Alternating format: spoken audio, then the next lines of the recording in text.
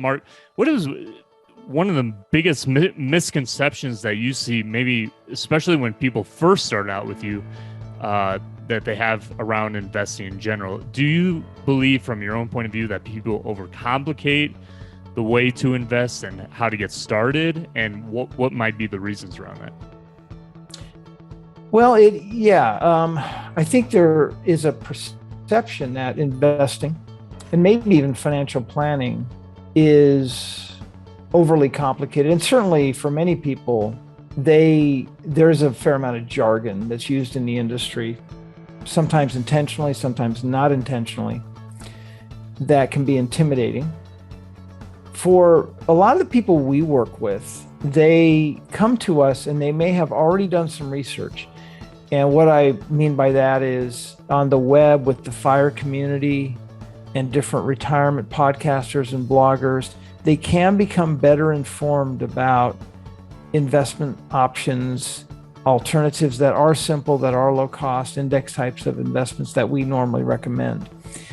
Authors like Andrew Hallam, J.L. Collins, John Bogle's written a number of books. So many of the people that come to us, Devin, have already been in some ways influenced to better understand how to have a simple portfolio. But that's not the case for all the people we work with. There can be a perception that, oh, somebody's got to manage this money for me, and that they need to try to stay ahead of the market, that there's value in doing that. So there certainly are perceptions that people have about the right way to invest, and that can prevent some people from getting started. For other people, it may not be a priority in their life. They may feel intimidated by, again, the jargon that's used, so they just don't get around to doing it.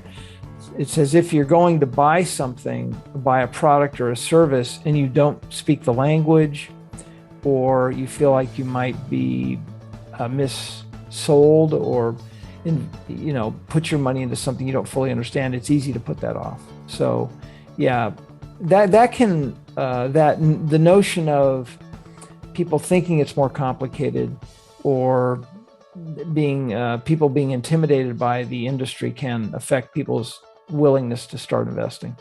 Well, yeah, and sometimes having too much information and saturated information can lead to total and utter confusion. So that's true. No one knows where to go from where.